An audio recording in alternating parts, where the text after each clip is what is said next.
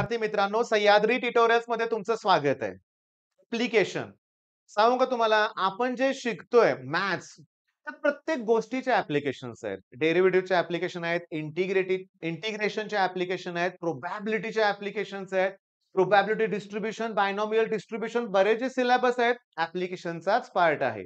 सिलेबसमध्ये जे आहे तेवढंच आपण स्टडी करणार आहोत, पण इम्पॉर्टंट आहे. तर हा जो टॉपिक आहे ॲप्लिकेशन ऑफ डेरिव्हेटिव्ह, आजपासून आपण सुरुवात करतोय. पहिलं लेक्चर आहे. माझी इच्छा आहे जास्तीत जास्त मुलांपर्यंत हा व्हिडिओ शेअर करा. तुम्ही चॅनलवर नवीन असाल तर सबस्क्राईब करा. व्हिडिओ आवडणारच आहे. लाईक करायला विसरू नका. ऐका, हा टॉपिक 8 मार्काला आहे बोर्डच्या एक्झाममध्ये. बरोबर आहे? पण सीईटीत याच्यावर एव्हरेजली कुठलीही शिफ्ट असू दे 4 प्रश्न येतातच. मग ॲप्लिकेशन खूप आहेत. मी आज फक्त जिओमेट्रीचे ॲप्लिकेशन बघणार आहे. म्हणजे टॅन्जंट, नॉर्मल आणि मी काय करतोय तुम्ही समजून घेण्याचा प्रयत्न करा. एवढा मी फास्ट स्लाइड का नेतोय? हा आपला एक्सरसाइज आहे. ओके. तो आपल्याला सॉल्व्ह करायचा आहे. मी तुम्हाला एक्सप्लेन करणार आहे. पण सांगू का तुम्हाला? जरा तुम्ही या क्वेश्चनकडे बघताय का बाळांनो? कुठे आहे बघा, हा 6वा क्वेश्चन वाचा बघू. If the line y equals to 4x minus 5 touches the curve y square equal to ax cube plus b at the point 2, 3 find a आणि b. हा प्रश्न आपल्या टेक्स्ट बुक मधला आहे आणि 2023च्या सीईटी मधल्या एका शिफ्ट मध्ये आलेला प्रश्न जरा बघा बघू, कम्पेअर करा बघू. 4x minus 5, 4x minus 5, 2, 3, 2, 3. अरे सेम आहे. ए आणि बी च्या ऐवजी फक्त पी आणि क्यू आहे. मग व्हिडिओच्या सुरुवातीलाच सांगतोय की आपण आपल्या क्रॅश कोर्स मध्ये सगळ्या पीवायक्यू कव्हर करतोय. हे लक्षात घ्या. क्रॅश कोर्स मोस्ट इम्पॉर्टंट आहे आणि आमचं अनालिसिस आहे. 80 to 90% क्वेश्चन हे टेक्स्ट बुक वर बेस्डच असतात. विनाकारण भीती मुलांनी बाळगले जेई लेवलचे क्वेश्चन. पण क्रॅश कोर्स मध्ये आपण जेई लेवलचे क्वेश्चन सुद्धा घेतोय. त्यामुळं रिझल्ट चांगला लागणारच आहे. मग चला, पहिला पॉइंट बघूया आपण. Application of derivative in geometry सांगतो. सगळ्यात सोपा पार्ट आहे हा. सगळ्यात सोपा पार्ट आहे. तुम्हाला एक इक्वेशन दिलेलं असणार आहे. y equals to function. y equals to x, मगाशी नाही का 4x minus 5 किंवा क्यूब वगैरे काही देतील. तुम्ही त्याचं जेव्हा डेरिव्हेटिव्ह काढाल ना, तेव्हा तुम्हाला स्लोप मिळणार आहे टॅन्जंटचा. बेसिक सांगतोय. स्लोप मिळणार आहे तो कोणाचा असणार आहे? टॅन्जंटचा. आणि त्याला ग्रेडियंट सुद्धा म्हटलंय. टॅन्जंटला बघा समजून घ्या. आता मी तुम्हाला हा पहिला पॉइंट सांगतो. ही तुमची कर्व्ह आहे. त्याचं इक्वेशन काहीतरी आहे म्हणूया. हा पॉइंट आहे. जर या कर्व्हचं तुम्ही डेरिव्हेटिव्ह काढलं तर तुम्हाला ही जी टॅन्जंट आहे ना, त्याचा स्लोप मिळतो. टॅन्जंटला नॉर्मल परपेंडिक्युलर आहे. त्यामुळे टॅन्जंटचा स्लोप एकदा मिळाला, की त्याचा निगेटिव्ह रेसिप्रोकल करायचा नॉर्मलचा. तर तुम्हाला नॉर्मलचा स्लोप मिळाला. तुम्हाला सांगतो हा पॉइंट आपला x1 y1. स्लोप माहित आहे, पॉइंट माहित आहे. स्लोप पॉइंट फॉर्म वापरायचा. हा फॉर्म मला सारखा वापरावा लागणार आहे. y minus y1 x minus x1. सगळ्या आजच्या गणितामध्ये हा फॉर्म्युला वापरायचाच आहे. पहिली गोष्ट, याचा स्लोप टॅन्जंटचा स्लोप जर 2/3 आला तर नॉर्मलचा स्लोप त्याचा रेसिप्रोकल होणार. नुसता रेसिप्रोकल नाही, निगेटिव्ह रेसिप्रोकल. त्यामुळे इथं कुठलं साइन येईल? मायनस. एवढंच बेसिक इथं लागणार आहे. करूया सुरुवात न्यूमेरिकल सॉल्व्ह करायला. बघा मी नीट सांगतो, लक्ष द्या. आता बघा मी तुम्हाला हे सांगितलं की बघा, हे नॉर्मलचा स्लोप, निगेटिव्ह रेसिप्रोकल आणि हे y minus y1 equals to slope point form. मग चला पहिलं जे न्यूमेरिकल आहे ते नीट लक्ष द्या. फाइंड इक्वेशन ऑफ टॅन्जंट पण म्हणलंय आणि नॉर्मल पण म्हणलंय. कर्व्ह ह्या 3 दिलेल्या आहेत. प्रत्येक ठिकाणी तुम्हाला पॉइंट सुद्धा दिलेला आहे. पण हा प्रॉब्लेम बघा. इथं थीटा इक्वल्स टू काय दिलंय? π/4. मग π/6 देतील, π/4 देतील, π/3 देतील, π/2 देतील. तुम्हाला बेसिक आलं पाहिजे. साइन, कॉस, टॅनच्या सगळ्या व्हॅल्यू आल्या पाहिजेत. π/4 म्हणजे 45. पण हा प्रॉब्लेम आपण डिस्कस करूया. पहिल्यांदा या प्रॉब्लेम पासून सुरुवात करूया. त्यांनी दिलंय y equals to 2x³ minus x² plus 2. आजचा टाइप खूप सोपा आहे. डेरिव्हेटिव्ह काढूया आपण याचं. डेरिव्हेटिव्ह काढताना लिहा फक्त differentiating with respect to x. चला आपण पहिली स्टेप ठरवूया आपण. पहिली स्टेप काय? डेरिव्हेटिव्ह काढायचं. मग y चं डेरिव्हेटिव्ह काय येणार? dy/dx. ऐका, डेरिव्हेटिव्ह मध्ये रेस टू जी टर्म आहे ती पुढे घ्या आणि त्यातनं 1 कमी करा. मग हे 3 पुढे आल्यावर 6 कुठनं आलं कळालं का? ऑलरेडी 2 होतं ना तिथं आणि x² येणार. हे 2 पुढे घ्या. इथं 2x येणार. ही कॉन्स्टंट टर्म आहे. डेरिव्हेटिव्ह 0. तुम्हाला पॉइंट त्यांनी दिला होता 1/2 आणि 2. बघा बघू. 1/2 आणि 2. मग तुम्ही काय करा, की याच्यामध्ये मग देअरफॉर एमची व्हॅल्यू पुट करताना एक्सची व्हॅल्यू इथे y येणारच नाही रे. एक्सची व्हॅल्यू पुट करा 1/2. एक्सची व्हॅल्यू पुट करा 1/2. 2 ला 2 काय होईल? कॅन्सल. इथं 1 येणार आहे. इथे लक्ष द्या 6 इंटू 1/4 येणार आणि इथं -1 येतंय. मग इथं येणार आहे 3/2 -1 3/2. मग क्रॉस मल्टिप्लिकेशन करा 1/2 येईल. आला का स्लोप 1/2. मग दुसरी स्टेप कंप्लीट झाली. टँजंट साठी चाललंय. मग स्लोप ऑफ टँजंट मला मिळाला. स्लोप ऑफ काय मिळालं मला? टँजंट. त्याला आपण एम म्हणूया. तो आहे 1/2. मग देअरफॉर इक्वेशन काय येणार? y minus y1 equals to m into bracket x minus x1. y1 तो पॉइंट आहे किती सांगा बघू? 2. मग प्लस 2 चं -2 होणार. स्लोप आहे तुमचा 1/2. x1 तुमचं 1/2 आहे. मग ते मायनस होणार. चिन्ह बदला. 2 आता इकडे मल्टिप्लाय करा. 2 इंटू y काय येणार? 2y minus 4 equals to x minus half. तर हे प्लस मायनस ऍडजस्टमेंट करा. इक्वेशन तयार होईल. तुम्हाला आन्सर मिळेल. मी माझ्या व्हिडिओमध्ये सगळंच डिटेलमध्ये तुम्हाला देत बसणार नाहीये. मला फक्त तुम्हाला आयडिया द्यायची आहे. पहिल्यांदा इक्वेशन दिलंय, डेरिव्हेटिव्ह काढा. स्लोप ऑफ द टँजंट मिळेल. स्लोप ऑफ द टँजंट काय मिळाला? 1/2. आता मला नॉर्मलचा विचार करायचा असेल, त्याचा निगेटिव्ह रेसिप्रोकल करा. 1/2 चा रेसिप्रोकल 2/1. पण बाय 1 लिहायची काही गरज नाहीये. पण निगेटिव्ह आहे ना. -2 येणार. आलंय का बघा? बरं. नेहमी स्लोप पॉइंट फॉर्म कुठला वापरायचा आहे? y minus y1 equals to m into bracket x minus x1. पण आपण ना m डॅश असं म्हणूया नॉर्मलच्या वेळेस. मग क्लिअर झाला का पॉइंट? सॉल्व्ड प्रॉब्लेम आहे. मी तुम्हाला सांगतो, मी एक्सरसाइज मधले प्रॉब्लेम फक्त एक्सप्लेन करणार आहे. सोडवायचंय तुम्ही माझ्या बरोबर. ओके. बरं, आता हा पहिला प्रॉब्लेम तुमच्या लक्षात आला. मी तुम्हाला एवढे बोललो क्रॉस मल्टिप्लिकेशन वगैरे करा आणि इक्वेशन तुमचं तयार होईल. म्हणजे इकडे मल्टिप्लाय करा, प्लस मायनस करा. ओके आणि इक्वेशन तयार होईल. आहे की नाही? नॉर्मलचं मी काढून दाखवलंय का? नाही, तुम्ही करणार आहे. पण एक लक्षात घ्या. स्टेप 1. स्टेप 1 काय काढा? dy/dx म्हणजे डेरिव्हेटिव्ह काढा. Step 1. Step 2 slope point form वापरा. y minus y1 m into bracket x minus x1. पण स्लोप काढताना तुम्ही dy/dx ची value in terms of x आली असणार आहे. मग त्या x च्या व्हॅल्यू जो पॉइंट दिलाय तो त्यात पुट करायचा. स्लोप पॉइंट आता स्टेप नंबर 3 तुम्ही नॉर्मलचा विचार करा. जो तुम्हाला पहिला स्लोप मिळाला असेल, त्याचं काय करायचंय? निगेटिव्ह रेसिप्रोकल आणि स्लोप पॉइंट फॉर्म परत वापरायचा. पण m च्या ऐवजी तिथं m डॅश असेल नॉर्मलसाठी. सोडवूया प्रॉब्लेम? बघा दुसरा प्रॉब्लेम बघा. काय दिलंय? असं दिलंय विचित्र. सांगतो लक्ष द्या. x³ plus 2 into x² dot y. Product rule वापरायचा आहे. First term as it is derivative of the second term plus second term as it is derivative of the first term. आपण डेरिव्हेटिव्हचे जवळ-जवळ 10-15 व्हिडिओ अपलोड केलेत बरं का. एक series आहे. तुम्ही ती फॉलो केली नसेल तर अगोदर ती करा, मग या टॉपिककडे या. ओके आणि इथं पण बघा x इंटू y म्हणजे -2 दिलंय आणि हा आपल्याला प्रॉडक्ट रूल इथं वापरायचा आहे. बघा, मी करून दाखवतो रे, जाऊ दे, लक्ष द्या. डिफरन्शिएट करूया आपण. x³ चं डेरिव्हेटिव्ह आत्ता शिकवलं तर 3 पुढे घ्या. 3x². जेव्हा तुम्हाला एखादा कॉन्स्टंट असा असेल, तर त्यापुढे ब्रॅकेट द्या आणि first term as it is derivative of the second term plus second term as it is derivative of the first term. किती सिंपल आहे. मी आता शिकवलंय ब्रॅकेट द्या x into y. First term as it is derivative of the second term plus second term as it is derivative of the first term x derivative 1 आणि that equals to constant टर्मचं derivative काय येणार? 0. आता homework सांगतोय.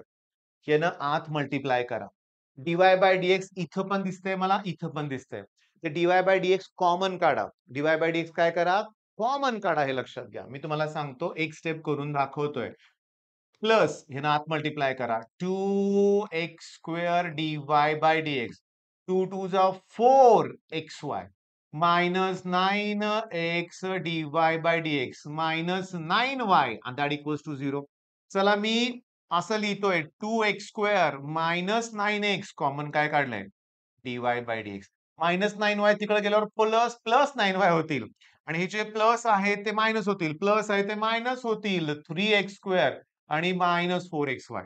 इंटूचं upon करा. मग dy/dx equals to 9y -3x² -4xy आणि divided by 2x² -9x. Okay.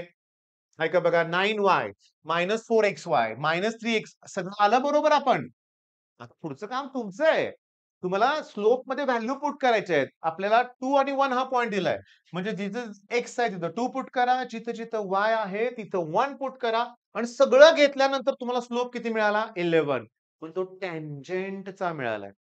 Okay. मग लगेच स्लोप पॉइंट फॉर्म वापरून तुम्ही टॅन्जंटचं इक्वेशन तयार करा. y - y1 इक्वॉल टू हा स्लोप x - x1. ओके. पण नॉर्मलसाठी याचा काय केला पाहिजे? Negative reciprocal. मग 11 चा रेसिप्रोकल 1/11 पण मायनस घेतला पाहिजे. कळतंय तुम्हाला? कमेंटमध्ये सांगा मला कळतंय हे तुम्हाला. बरं तुम्ही म्हणाल सर सगळं द्या की सोडवून. नाही. तुम्ही जेव्हा प्रॅक्टिस कराल, इथं चुकण्याची शक्यता आहे रे बाळांनो तुमच्याकडून. मायनस साइन आता समजा ना, एक्स आणि वाय मध्ये एक जर निगेटिव्ह व्हॅल्यू असतील, लकीली इथं काय बघा दोन्ही व्हॅल्यू पॉझिटिव्ह आहेत.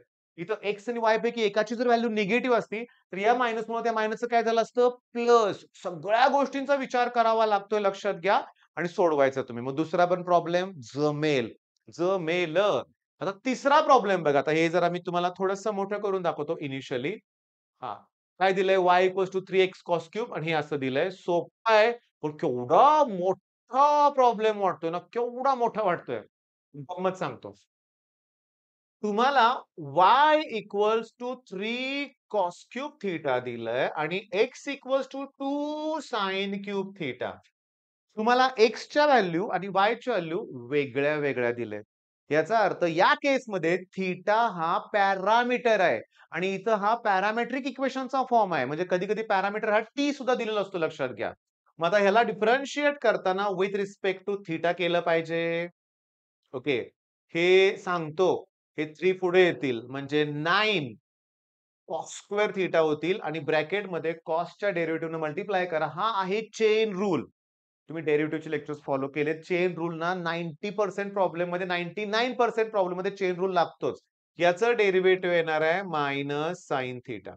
चला म्हणजे आता मी तुम्हाला सांगतो म्हणजे मला dy/d थिटा मिळालं -9 cos square theta into sine theta. आता ही x ची व्हॅल्यू आहे. ह्याचं डिफरंशिएट करूया dx/d थिटा. 6 साइन स्क्वेअर होईल. रेस टू ते पुढं करा आणि 1 कमी करा. आणि साइनच्या डेरिव्हेटिव्ह मल्टिप्लाय करा कॉस थीटा. ओके. आता सांगतो मला पाहिजे dy/dx पाहिजे आणि ते काढण्यासाठी dy/dx काढण्यासाठी मला dy/d थीटाला डिव्हाइड केलं पाहिजे dx/d थीटा. होमवर्क देऊ का अजून? त्याच्या आता डेरिव्हेटिव्ह टॉपिककडे जाऊ आणि पॅरामेट्रिक इक्वेशन थोडं रिवाइज करा हे लक्षात घ्या. ओके. मग dy/d -9 cos square theta sin theta divided by 6 sin square theta cos theta. Theta किती आहे तुमचा? 45 ना? π/4 आहे लक्षात घ्या. π/4. आता ऐका. sin π/4 आणि cos π/4 ची व्हॅल्यू सेम असते. त्यामुळे या cos स्क्वेअरला sin स्क्वेअर कॅन्सल होणार आहे. साइनला cos कॅन्सल होणार आहे आणि मला स्लोप मिळणार आहे -3/2. स्लोप मी तर बरोबर आहे. इथं छोटंसं तुम्हाला दिसणार नाही, पण आहे बरोबर. स्लोप मिळाला, माझं काम झालं. पण थांबा नाही. पॉइंट कुठं माहित आहे तुम्हाला? x1 म्हणजे तुमचं x ची व्हॅल्यू आहे ती 2 sin क्यूब थीटा. sin 45 ची व्हॅल्यू असते 1/√2 त्याचा मला क्यूब करायचा आहे. सांगतो. √2 इंटू √2 आणि इंटू परत √2 करावं लागेल 3 वेळा क्यूब करताना. √2 इंटू √2 करा लक्षात घ्या त्याची व्हॅल्यू 2 येईल. ओके. म्हणजे ते समजून घ्या हे 2 तुमचं आणि 1/2√2 ह्याला हे कॅन्सल होईल आणि मला स्लोप मिळेल सॉरी x1 ची व्हॅल्यू मिळेल 1/√2. x1 ची व्हॅल्यू काय मिळाली 1/√2. आता y1 आता y1 ची व्हॅल्यू काय दिली बघा 3 cos क्यूब थीटा. 3 अरे सांगू का? इथं पण तसंच येणार आहे. 3/√2 येईल. हां, गडबड आहे. नाही, घाई करायची नाही. थांबा, सांगतो.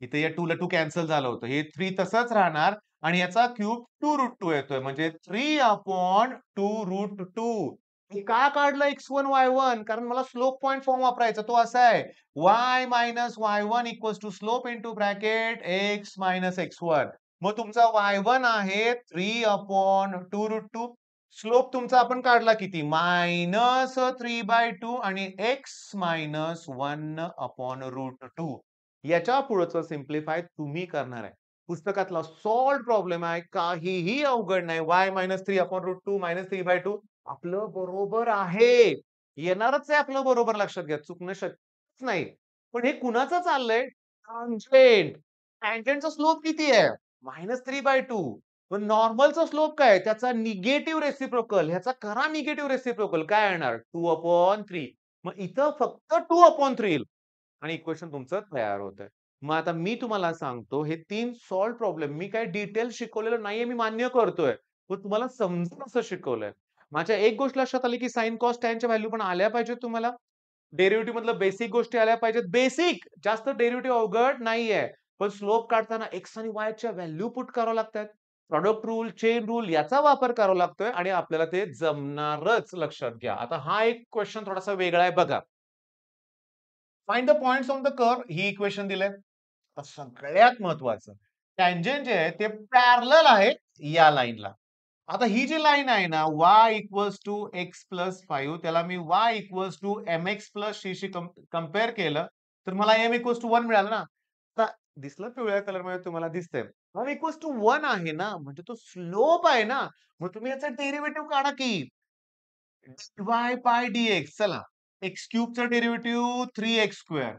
एक्स स्क्वेअरचं 12x 12 कुठून आलं कळालंय तुम्हाला रेस टू टर्म पुढे घेतोय मी एक्सचं डेरिव्हेटिव्ह 1 पण ह्याचीच व्हॅल्यू मग देअरफॉर असे येणार 3x² minus 12x plus 1 that equals to 1 येणार ना दॅट इक्वल्स टू 1 येणार 1 कुठून आलं स्लोपची व्हॅल्यू आता 1 ला 1 कॅन्सल तुम्ही 3x कॉमन काढा ब्रॅकेट मध्ये x मायनस 4 येईल दॅट इक्वल्स टू 0 मग एकदा x इक्वल्स टू 0 एकदा ह्याला इक्वेट करा मग x इक्वल्स टू 4 आलं म्हणजे दोन व्हॅल्यू x च्या मिळाल्या की नाही y कसं काढणार इथं पुट करायचं ना x ची व्हॅल्यू 0 पुट करा y इक्वल टू 3 येईल बरोबर आहे x इक्वल्स टू 4 पुट करा 4 चा क्यूब 4 चा स्क्वेअरला 6 न मल्टिप्लाय करा 4 प्लस 3 सॉल्व करा -25 येते इझी आहे लक्षात घ्या आपण इथं काय कळालं लाईन जर पॅरलल असतील तर स्लोप इक्वल असतात लाईन जर परपेंडिक्युलर असतील तर निगेटिव्ह रेसिप्रोकल स्टार्टलाच आपण बघितलं होतं आता काही झालं तरी हा प्रॉब्लेम सॉल्व करायचा आहे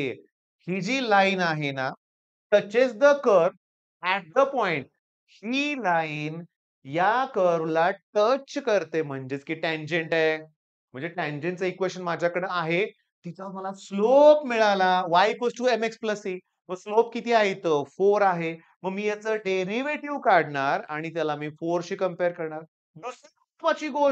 दुसरी महत्वाची गोष्ट हे 2 आणि 3 या कर्व वरचेच पॉइंट आहेत मग तुम्ही x ची व्हॅल्यू 2 इथं पुट करा y ची व्हॅल्यू 3 इथं पुट करा तुम्हाला एक सायमल्टेनियस इक्वेशन मिळेल स्लोपची व्हॅल्यू ह्याचा डेरिव्हेटिव्ह काढा आणि ती स्लोपची व्हॅल्यू 4 तिथं पुट करा तुम्हाला दुसरं एक इक्वेशन मिळेल आणि तुम्ही x ची व्हॅल्यू तिथं पण पुट करू शकताय दोन सायमल्टेनियस इक्वेशन मिळणार आहेत सॉल्व करा आणि तुम्ही a ची व्हॅल्यू जी आली b ची व्हॅल्यू त्या a मधून b मायनस करा तुम्हाला ह्या क्वेश्चनचं पण आन्सर मिळेल होमवर्क मला पाहिजे तुमच्याकडून सॉल्व करून तर मी उद्या काय करणार आहे मला क्लिअरली सांगतो नीट लक्ष देण्याचा प्रयत्न करा मी काय म्हणतोय ते बघा की माझ्याकडं की नाही तुम्हाला सांगतो 2023 चे काही क्वेश्चन्स आहेत ओके जर ह्याच्यात ना कर्व ओके बघा इथं सगळं महत्वाचं मी शोधून काढतो हा तो मगाचाच पॉइंट आपण बघितलेला पुन्हा मॅक्सिमा मिनिमा टॉपिक खूप मोठा आहे एनएमव्हीटी आहे रोज थेरम आहे slope of the normal to the curve हा नॉर्मलचा नुसतं स्लोप विचारलाय उद्या सांगतो ना तुम्हाला की सीईटीतून कसे प्रश्न येत आहेत पण आपण हे डिटेल क्रॅश कोर्स मध्ये घेतोय ठीक आहे मग हा व्हिडिओ कसा वाटला सांगा सगळं सॉल्व्ह करून देणार नाहीये तुम्हाला पण कळालंय पण तुमच्या फायद्याच्या सगळ्या गोष्टी एक्सप्लेन करतोय एंडला रिवाइज करूया आपण y इक्वल्स टू फंक्शन दिला असणार आहे डेरिव्हेटिव्ह काढा स्लोप मिळेल स्लोप पॉइंट फॉर्म वापरा टँजंटचं इक्वेशन तयार होईल त्याच्यानंतर स्लोपचा निगेटिव्ह रेसिप्रोकल करा नॉर्मलचा स्लोप मिळेल त्याच्यानंतर नॉर्मल साठी स्लोप पॉइंट फॉर्म वापरा इक्वेशन तयार करा काही वेळेस तुम्हाला टँजंटचं इक्वेशन अगोदर देतील सीटी दिलंय तसं मग त्याच्यावरून कॉन्स्टंटच्या व्हॅल्यू काढायच्या आहेत वेळ लागतोय त्याच्यात पण आपल्याला अॅक्युरेसी वाढवायचं आहे आपल्याला अॅक्युरेसी वाढवलीच पाहिजे हे लक्षात घ्या स्पीड पण ठीक आहे, मग हा व्हिडिओ थांबवतोय तर मी. All the best.